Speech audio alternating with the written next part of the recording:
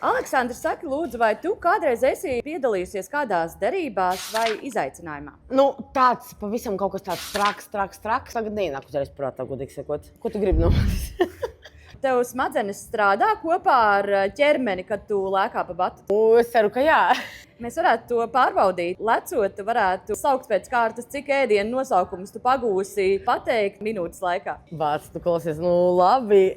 Tā, ok. Gaļa, zivs, salāti, rosols, zaļās lapas, cepumiņi, saldējums, kūka,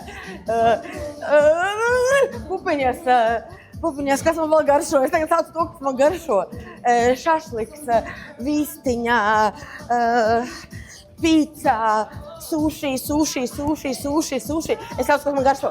Suši ar lāsi, suši ar granulēm, suši ar avokado, suši vienkārši, suši karsti.